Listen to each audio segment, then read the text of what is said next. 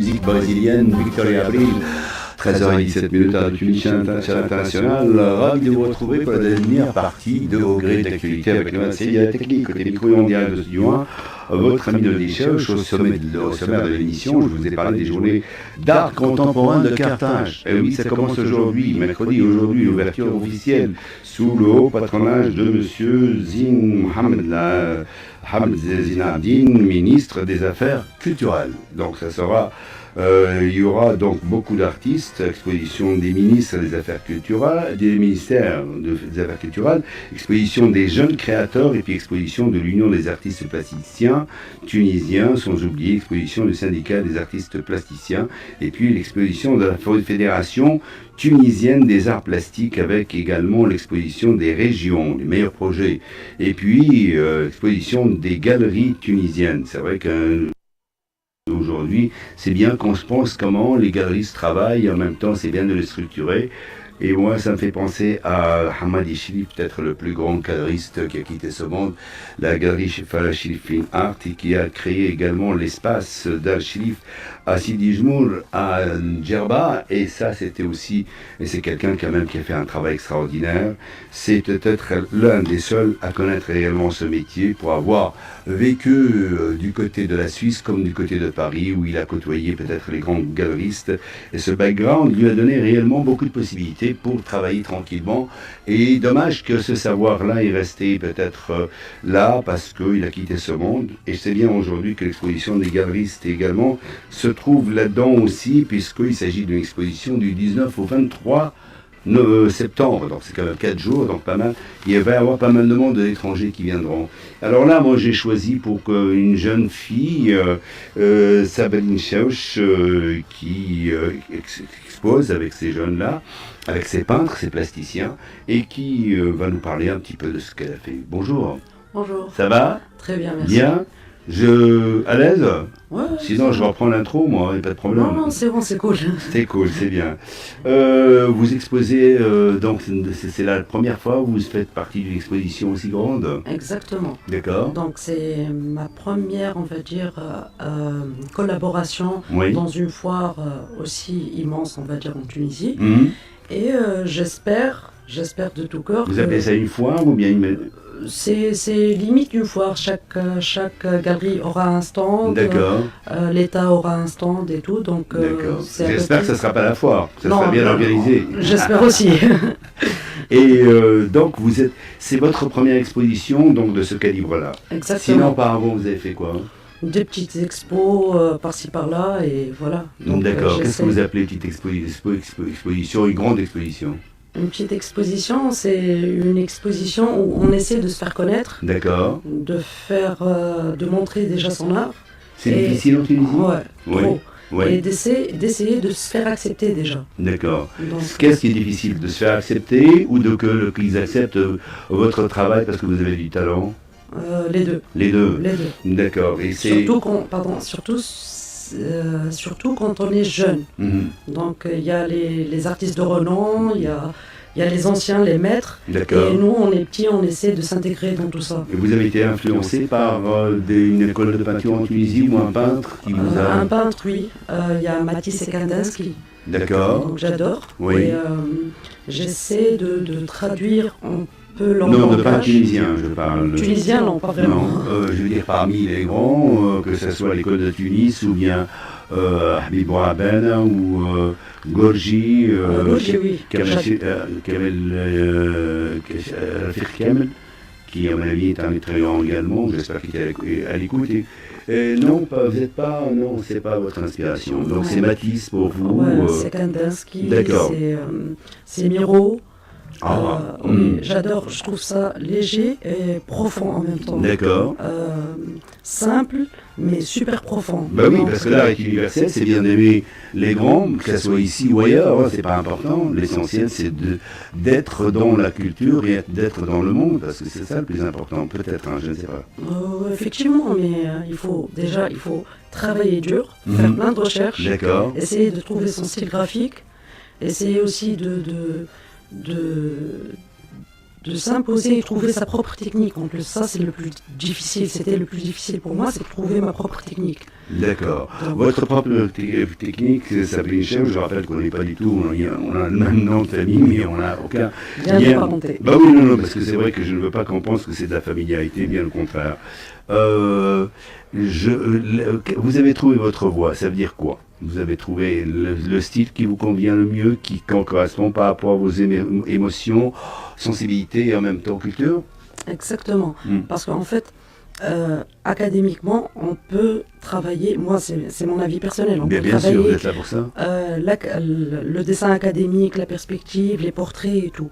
Mais moi, ce que j'aimerais véhiculer, ce serait les sentiments, les émotions, les moments, que ce soit de joie ou en même temps de mélancolie. Donc tout ça, j'essaie de le travailler sur mes toiles, sans pour autant que ça soit très lourd à regarder. J'aimerais bien j'essaie du moins que ça soit léger au regard, sympathique, cohérent. Mais en fait, je suis en train... Que votre personnalité soit là-dedans, surtout. Oui, c'est mes émotions. C'est une partie de moi, en fait. Bien sûr, bien sûr. Donc, et chaque tableau a une histoire, donc... Et qu'est-ce que le choix que vous avez fait pour le style de peinture qui est en fin de compte de l'abstrait? C'est de l'abstrait, mais a une connotation un peu mystique, on va dire. Oui. Parce que j'ai une maman que je salue d'ailleurs. D'accord. Et qui me parle tout le temps du soufisme, des histoires un peu mystiques et tout. D'accord. Et ça crée chez moi une émotion, pardon, oui. Assez de légèreté, de lumière, de paix, de quiétude. Et tout ça, ça crée en moi en fait comme un rêve un peu psychédélique, avec plein de couleurs, de sang et tout. Bon, moi c'est ça l'imagination aussi, en quelque sorte. Mais oui, et j'essaie de traduire toutes les émotions que je reçois sur mes toiles en fait. D'accord. Sinon, c'est pas l'influence du monde d'aujourd'hui, parce que le monde d'aujourd'hui est un petit peu influencé par tout ce qui est religion, par tout ce qui est... il y a des nouvelles choses qui sont parfois aberrantes, des choses qui sont drôles, d'autres qui sont intéressantes. Entre autres, oui, bien sûr. Vous avez été influencé par le monde d'aujourd'hui, ou bien c'est tout simplement et purement l'influence de votre mère? Les deux, on va dire. D'accord. Mais par rapport à la société d'aujourd'hui et tout, en fait, c'est tellement... Ce qui se passe maintenant dans le monde, c'est tellement... comment dire oui, c'est dur, c'est pas évident du tout. J'essaie un peu d'apaiser, mais il y a des symboles et des signes qui racontent dans mon abstrait, qui racontent tout ce qui se passe, mais j'essaie d'utiliser tout ce qui est couleurs et formes un peu souples pour atténuer un peu tout ce qui se passe, parce que tout le monde, je pense, est quelque part affecté par ce qui se passe, donc c'est mon moyen à moi d'apaiser un peu. C'est bien, c'est bien. Vous avez fait quoi avant de faire de la peinture?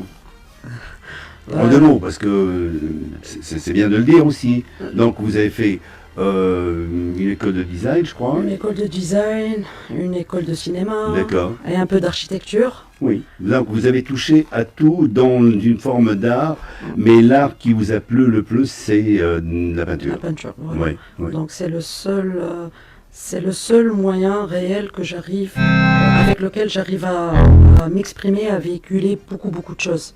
Ben oui, c'est ça le plus important. Le plus important n'est pas de faire une école de beaux-arts tout simplement. C'est un vécu qui est important. C'est un vécu là où vous avez été, là où vous avez rencontré du monde. Et puis, en même temps, l'architecture, c'est quand même un art. Quand on voit ce que fait Ricardo Bofill ou je ne sais quel grand architecte. Et puis, il y a aussi des architectes qui sont convertis dans tout ce qui est couture. Je parle de Armani, tout ça. Ils sont au départ architectes. Parce qu'en fait, à la base, pour moi, l'art, c'est une seule et unique chose. D'accord. Après, il faut connaître la généralité pour pouvoir se diriger dans une spécialité bien déterminée. Absolument. Donc, si on ne connaît pas, on ne touche pas à tous les domaines, on ne pourra pas savoir si on est apte à faire tel ou tel art, que ce soit architectural, musical, théâtre et tout. Donc, pour moi, l'artiste, il doit être polyvalent avant tout. Après...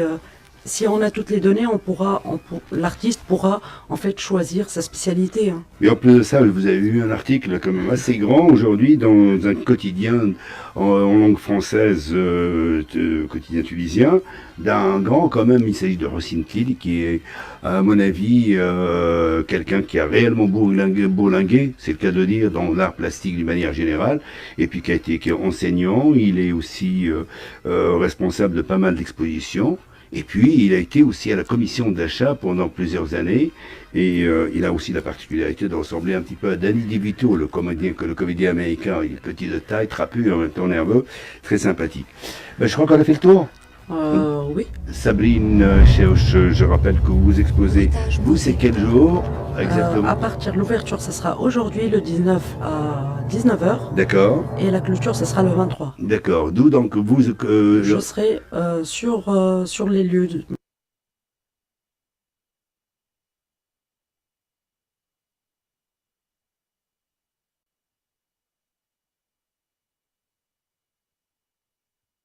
Du stand, vous avez le numéro du stand? C'est le premier. Premier stand, numéro 1. D'accord, donc on ne peut pas se tromper. Il n'y en a qu'un, c'est le premier. Et après, il y a les autres. Non, quand même, il ne faut pas voir les choses comme ça. Sabrine, vous êtes très sympathique, je vous remercie beaucoup. Merci à vous. Et RTCI est ouverte pour les jeunes et pour les moins jeunes. Vous êtes une jeune et j'espère que vous aurez un avenir intéressant dans ce que vous faites, parce que même si aujourd'hui, moi je trouve que les photos qu'on montre dans les quotidiens, c'est toujours, on ne donne pas réellement une idée claire sur ce qu'on voit réellement sur un tableau, parce que il y a un problème aussi, bien sûr, de copie, de tout ça, hein, parce que quand je vois ça, bon, ça me plaît, mais bon, pas plus. J'aimerais voir la peinture et j'irai voir d'ailleurs votre exposition. Je rappelle, à la Cité de la Culture, ça commence aujourd'hui, ça va jusqu'au 23, et l'exposition réellement, à moins que vous voulez assister au vernissage, eh bien oui, ça commence à 19h, et c'est à 19h qu'avec le ministre soit là. Exactement.